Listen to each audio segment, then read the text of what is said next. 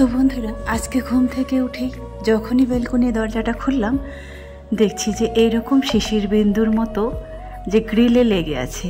তখন ভাবলাম হুট করে কি ব্যাপার বলো তো, সকাল সকাল হয়ে গেল বৃষ্টি। আসলে আমরা খেয়ালই করিনি আর বুঝতেও পারিনি। কি বলো তো, জানালা দরজা সমস্ত কিছু লাগানো ছিল আর এদিকে পাখা চলছে। কি করে বুঝতে পারবো? একটুও বুঝতে পারিনি যে বৃষ্টি এসেছে। তাই মনে হয় সকাল সকাল একটু ঠান্ডা লেগেছে, তাই সবাই ঘুমিয়ে পড়েছে। আর ঘুম থেকে উঠে ওই রকম দৃশ্যটা দেখে খুবই ভালো লাগলো।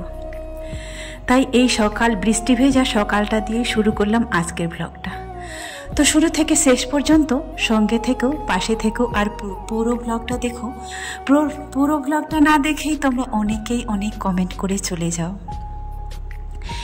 পুরো ভিডিওটা না দেখলে কি করে বুঝতে পারবে? তার আগে যে একটা কমেন্ট করে দিয়ে চলে যাও, তাই না? তাই বলছি প্রথম থেকেই দেখো। আর যারা নতুন বন্ধু এসেছো তারা অবশ্যই চ্যানেলটাকে সাবস্ক্রাইব করে দিও আর আমার পাশে থেকো। একটা কথা বহুবার বলেছি, আমার জন্য নয়, আমার বাচ্চাগুলোর জন্য আমাকে সাপোর্ট করো আর আমার পাশে থেকো।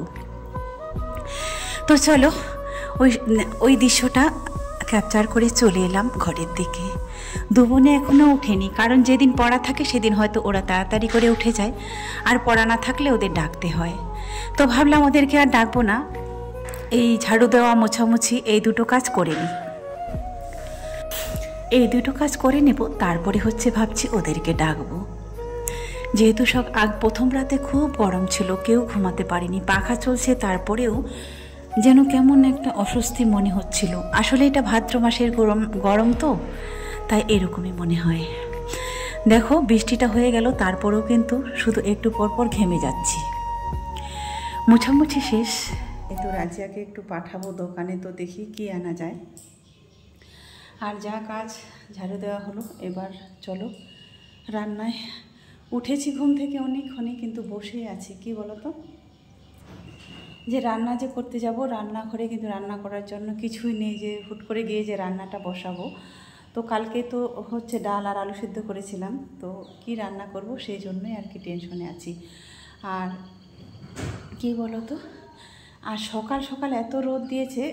যখন ঘুম থেকে উঠি 6টা বাজে ঘুম থেকে উঠে দেখি যে এত রোদ দিয়েছে, যে ওই যে ব্যালকনির যে ওইদিকে দরজাটা, জানলাটা আছে, দরজাটা আমি সবসময় খুলেই রাখি। তারপর মানে দরজাও খোলা যায়নি, জানলাও খোলা যায়নি, এত রোদ দিয়েছে। তো চলো দেখি। তো চলো তারপরে চলে এলাম বাসন মাজতে, কারণ আজকে স্কুল আছে, একজনের আছে, রাজিয়ার আছে। দুজনেরই ছিল, তো যাবে না, আর রাজিয়া বলছে ও যাবেই। তো চলো রান্না তো করতেই হবে, স্কুল আছে বলে।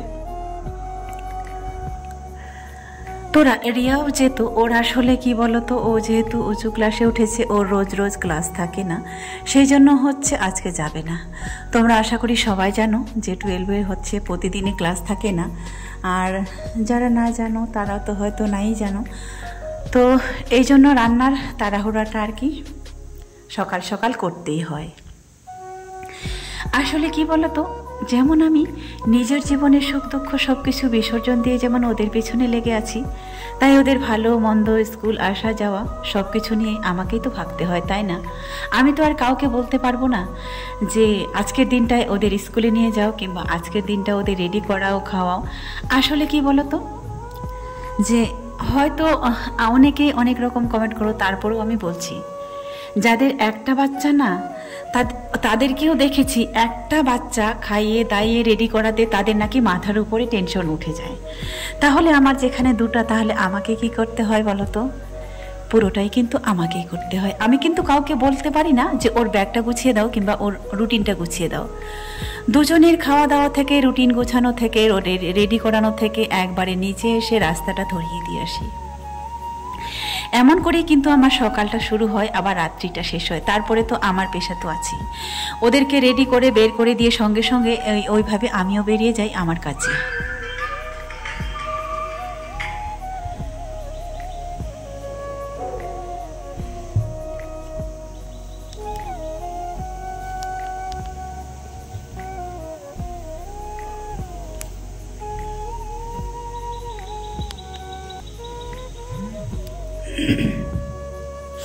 এরকম করে কিন্তু কি বলতো জীবনটা চলে। আর এমনও কোনো দিন আমি হয়নি যে আজকে আমি আমার বাচ্চাগুলোকে না খাইয়ে পাঠালাম কিন্তু আমার কাজের সময়টাও পার হয়ে গেছে, না। এই দিক থেকে কিন্তু আমি সব সময় সচেতন থাকি, সবটাই খেয়াল থাকে। তো চলো, আজকে হচ্ছে রান্না করব হচ্ছে মাংস। কারণ কি বলতো, ঘরে দেখলাম যে কোনো কিছু সবজি নেই। আর এই মাসের মাঝের দিকে মনে হয় বাজারে গিয়েছিলাম,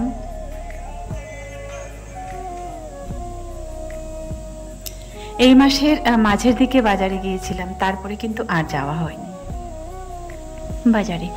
তো ভাবলাম এই মুহূর্তে আর কি করব বলো। তারপরে ভাবলাম এত সকাল সকাল কোথা থেকে কি পাবো বলো তো, তাই পাশের দোকান থেকে একটু মাংস নিয়ে এসেছি ওদেরকে খাইয়ে পাঠাবো বলে।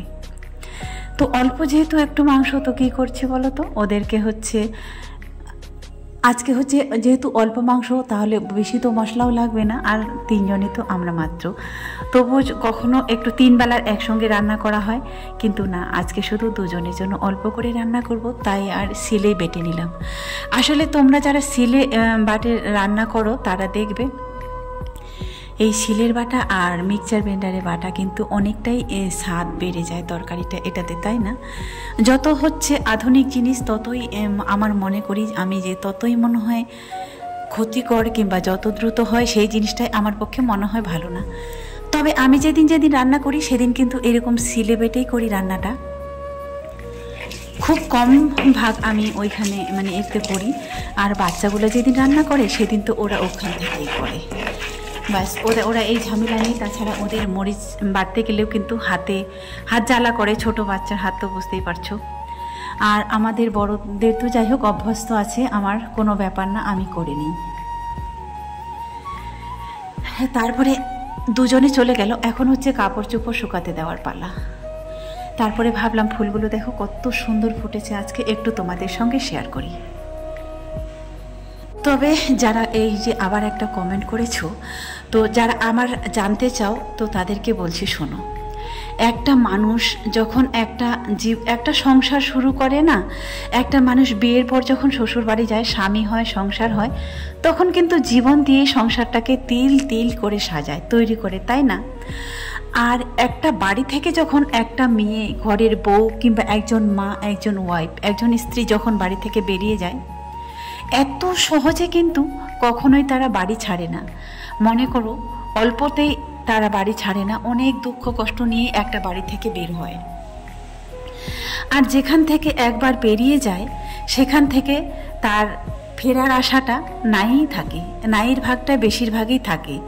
সেখানে তার ফেরার হয়তো সম্ভাবনাও কম থাকে, যে আমি ওখানে ফিরতে পারবো না কিংবা ফিরবই না, এরকম একটা ডিসিশন নিয়েই বের হয়।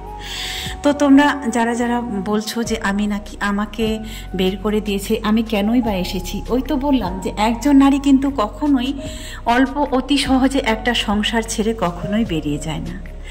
তো চলো, রাজিয়া হচ্ছে আজকে 5টা বেজে গেছে, 5:30 বাজতে যাচ্ছিল, স্কুল থেকে আসেনি। এগিয়ে যাচ্ছিলাম একটু যে ছাদ থেকে দেখবো, অনেকক্ষণ মানে 5টা বাজতে যাচ্ছে আর কি, 52, 4:52, 4:30 পরে ঢোকে ঘরে।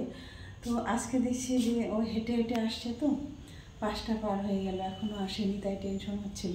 তো একটু রাস্তার দিকে দেখতে যাচ্ছিলাম, তো যখনই এই যে উপরে উঠছি তখনই দেখছি যে পায়ের আওয়াজ, তাহলে নিশ্চয় আসছে, তাই এই যে থেমে গেলাম। তো চলো,